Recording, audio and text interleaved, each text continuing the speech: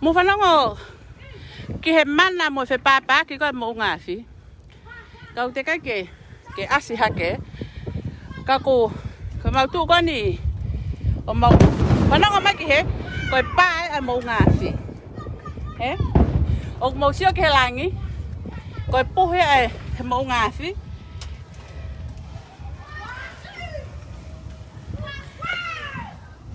Mo sio ma mo to le. Hey! Uyat kalau man net charge iPhone ke faka phone lu eh.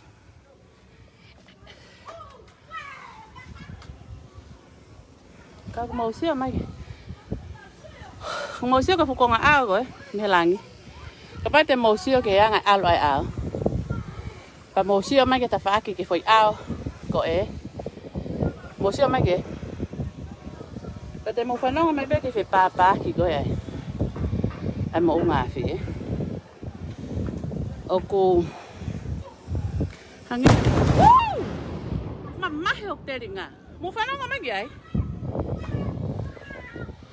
Kai ta ma hai u alangi. Wow.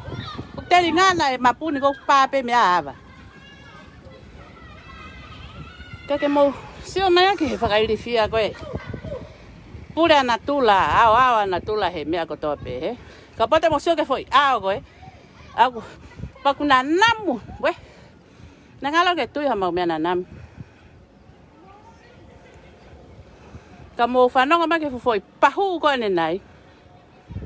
Ko fe papa ke mo ngafi. Paku. Na namu mai. Hange ko ku. Ku ngatupe hoku. Ta ko mafu ko he papa ki ko me. O ka ko ilifia. Ka ko e whakaofoi. Whakaofa na tula. Tawe ni matolo e mo ui te kai ke tausio ha mea pehe. Tō fuafua tai mene e tausio ko ha mea pehe. Mea pana e mapuno te ringa ko pape ko mea kuawa ho te ringa. O to atu ku te tikanga whanongoa ke pahu ai mea. Ka mosio mai pe. Ai aku ki tolona e fo i mea. E ko kakane tau ko whale lotu. Te pate mosio mai. Ke tau e ne whale lotu. Ko tu ai mosio o mo ilo e whale lotu ka puke. Ai ko no tau ai. Pe ko ku hulu atu e ni tau ko. Oke, ada baga. Kaya nga. Mo siya mai. Ko fai tawa ni fa le lotu, he. Ai ko tu ko e. Kwang. Iyo, tanga mo ke hulu aki pa ko ke avalangi e. Kag mo fanongo mai. O kumana. Fanongo lote. Fanongo lote ke fana. Aka ko parte que we oreba. Fanongo lote. Fanongo ke pa ko fana. Ko e fana me mo nga fi e. Hawe ko te mapun ho te ringa ya.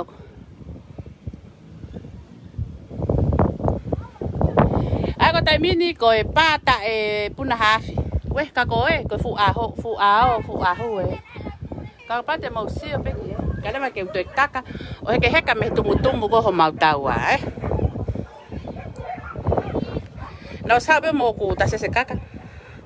Na ke ka manaki te kaka he mea. Ta kon te kaka Nga, ka tai mineu. Pe he. Tau dia he. Ka. Tai mineu sai ta hai tau lotu. Kai ke tau mana wahe. Ki ha mea. Si ho va ta ko ta ha bi tau mana wahe ki. Ate. Si o me ke ka kaka. Kare ka kaka. Fine motu tunga manafa ko ite ke tono kaka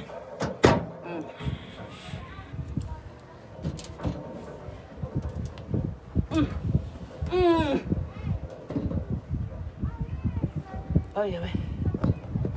Thôi.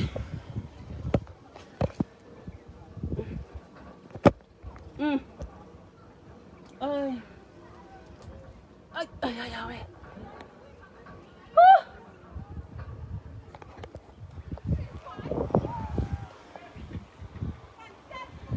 look at me. I'm on top of the tower of our church in Phuket. Wow, what an amazing. Ôi sao cái lăng? Coi áo ấy, coi có hôi mày hả phi? Cô hạ gọi. Cô nè mà phô là cô học tổ hệ mà kì phô cô nó cũng mà phô là học tổ mà tao. Cái bao tiền màu xíu bể hệ. It looks like a bear coming out or a smoke or something like that. Never seen this thing before in my life. Ever. And I can imagine, eh? Can you hear that sound? Eh? That is the thunder. That is the it's not from the sky. That is how the volcano is erupted. It's gonna bring out thunders and lightning, and that is the decoration, the end of our life or end of the world. What we read on the Bible, that's what we're gonna see now. How lucky we are! We're gonna be in a witness for starting. This is the starting. It's not the end. This is the starting. What the Bible talking about? For those of you believe in God, for those of you reading Bibles, this is how the Bible says. Right? And see how lucky we are. I'm very lucky. I'm not afraid. I'm not scared. I'm happy to be witness. Wow. Bây cô phải có udi mà he. Phải bố mà man. Puke ko toa pe, vai ko oa ko toa pe ko he potu muri. Ko tu o ke live ten me funga taua ko fa lot we siliana ko puke. Ke mo si o mai ko tau ngahi api e. Ko e holo e sa si we siliana. Ko api e o mere si matai ko asi me mui ko te ke osano ai me api o totai. Api o lua monoti e ai apio no salo te feleti lan puluma lan matakoe apio finau muala ko apio aholoka tupo ai atolan kulukula apio mil falekoloa mileti momea ke mosio mai kitonga before if there's anything happen because we are not sure and see all the beds coming down in once. We don't know where they all come from. If you can see that it's began, we can't see the light of the sun. It's becoming dark. You can see how that bed cloudy gonna cover the whole lot. Because I can see from here where the sea is from the other side, where the eruption gonna go in, but it looks like there's no fire at the moment, but the smoke coming out.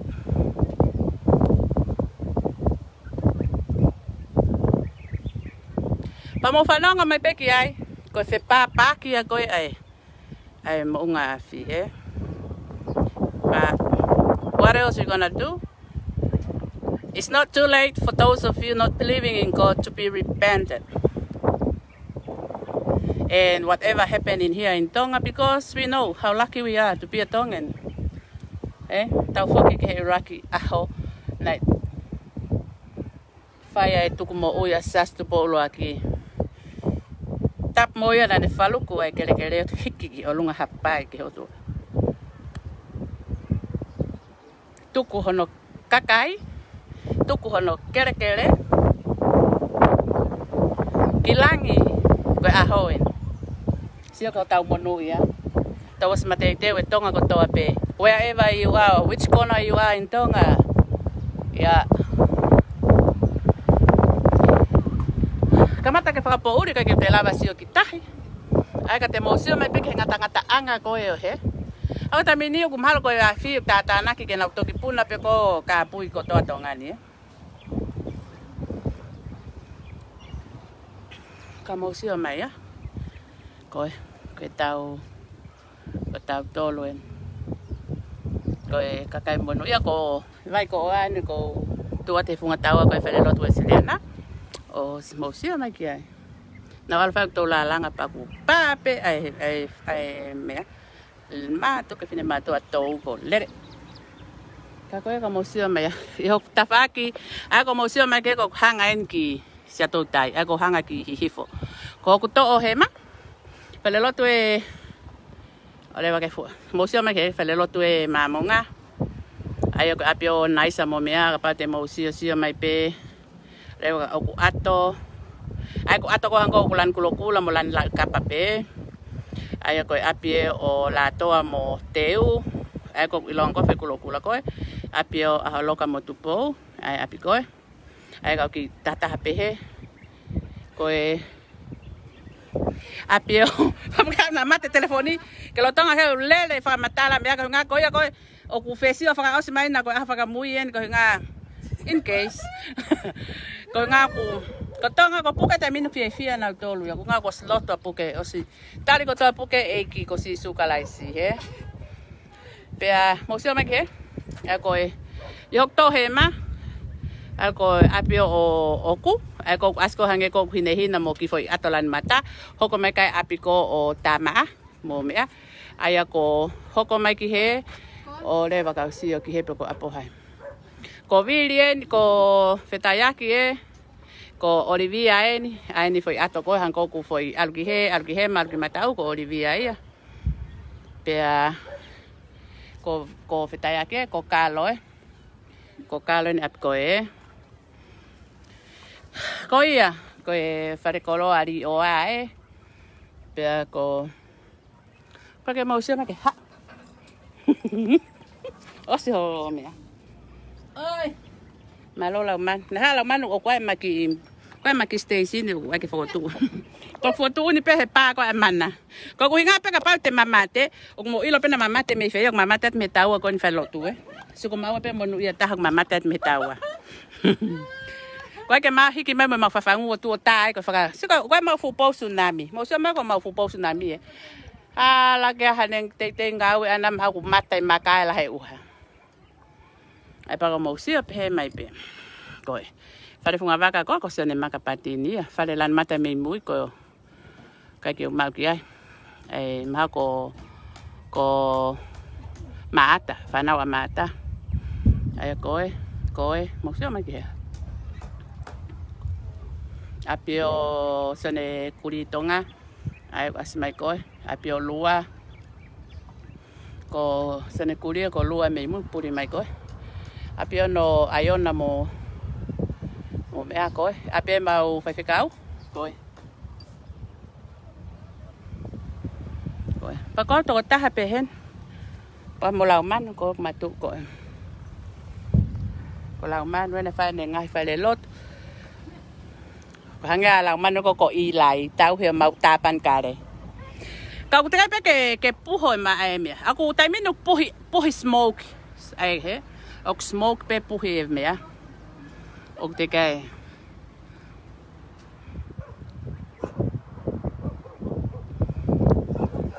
aku ki longo nai pa pe fa na va te ringa pa te pa hono wa o mapuni ko fa amang pe ke aba mai ke fa nongo ke me ko fa matala ko ni hange ko ku hata ko ku ku ke nene fu ne fa nongo ka ko ia ko ki ma to lo ni ka inga o vai ko ai muri ko to o sia mai Varati hake takaka pe o sio ki moto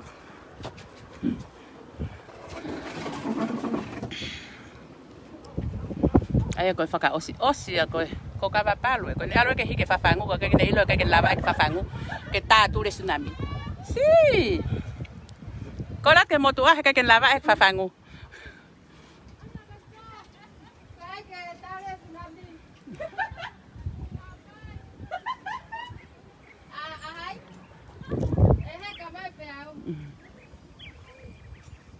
ka ko ya mo sia mai mo tolu ki puke mo sia mai ki puke ko ki greenhouse ya ka lo tu ko mai ko apia ili apia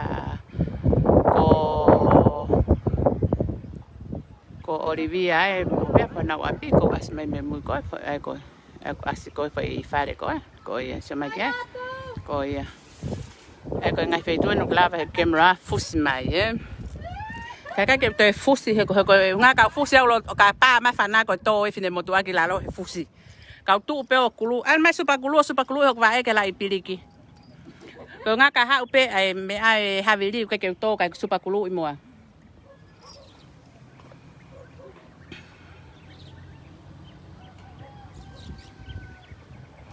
ka ko ke me Siangnya, aku puhi hake pe aku pitau pe pen ko. Fu mau hake ko mo ngafi. He. Ko ane afi nai uha to fu u. Ane pe na mo fanon ka no ke ko me. Ka tu ko lo to nge ko lol fu. Masi. Ane ko fu ha tap mo to. Lang ko fu ha ko ha. Nga ko fai nga na mo nai ha ko me u. Ane ko septiki ko o kuava. Ku nga he ku nga he ke te lava o ha foi rea fakatonu rea ki he foi nana mu ko ne o mea o uha ko ne afi. O ko tongan o ko puke pe ka to atongan ta ko na to fuhia ko to atongan ni ka pe hen pe au ko ha he.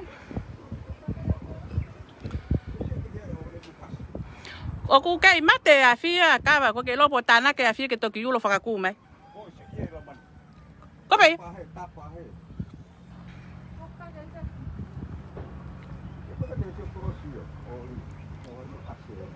Sige ku tu ene kohu. Masi pahu pe me ama si mal ho teringa. O ava teringa te pahu to wape. Te pahu to wape ko mal ho teringa. Sio. O ku ene ki asi hake ki olunga. So maki, hange ku asi me he ko ke hange ko time ko ke foi asi peta hange ko mafola mai me aya ke astaka ia ke fo poto ani ko hinga ko e wo fi mai he. Kapag te mo fanong o hange so mo sio mai ki he ki langi. Te mo sio ma po ilo o ku ke he ko foi tuanga mo tua te unuk me fai tak tuang mo tua ta fa ko foi me fo o ni ko sa aku mahina ni te pe mo ngafi so ko. Kapag te mo sio te mo ilo ma ku e foi tuanga me ai. Pe kapag wa tunga mo ngafi ta ko mahalo me vale pe punai hake lo to fonua.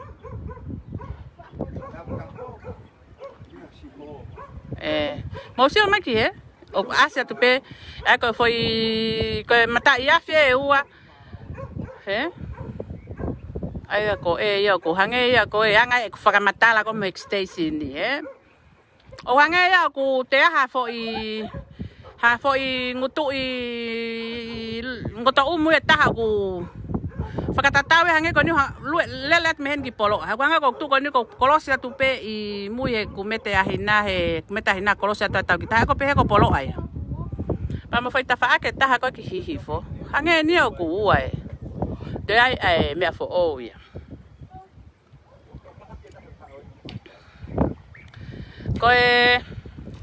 ko to ngoto fo pe puna pe he loto fonua Pea koe whanongonongo ki he tonga kotoa pe hunga to mui e mea talamatangi a tonga. E koe atai whanongonongo me he station koe waiko oa ki he tonga kotoa pe whanongo mai katoa ki tua ki he waha supato tui, waha mea uku tui.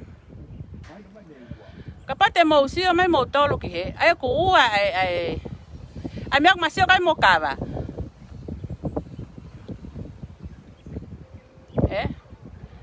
Ai kui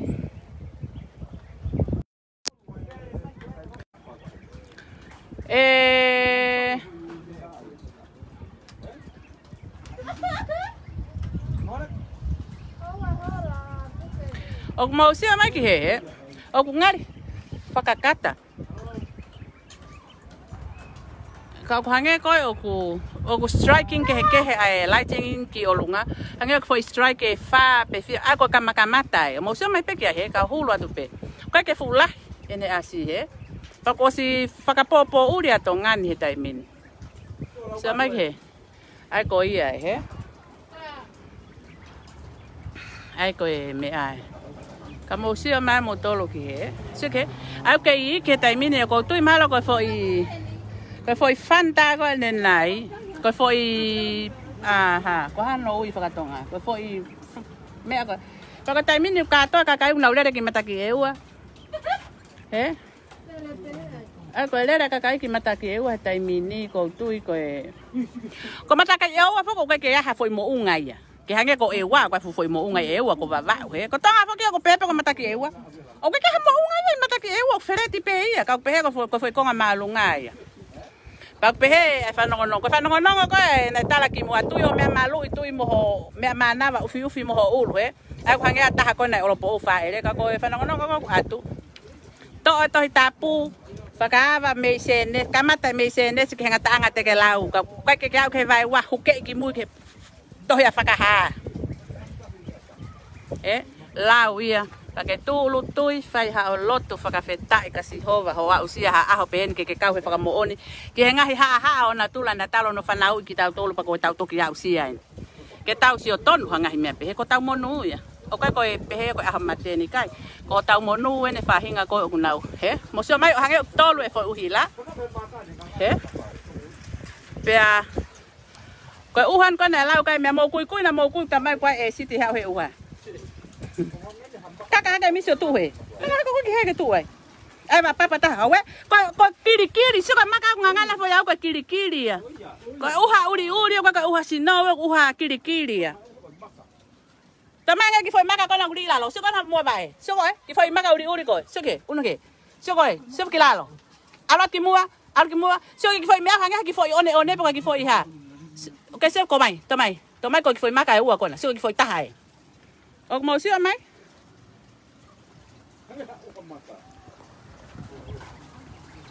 Koi, kau hanga hiri he ka mo sio. O mo sio mai ke? Tomai. Mo sio mai ka ko uha maka ni ko e fun ko lau ka me ka ko tui pe mo sio mai ke chika ki foi maka ua ko mo sio ke ki foi ua ko me nga na me langi ai ko ya mo sio mai ka mi i he on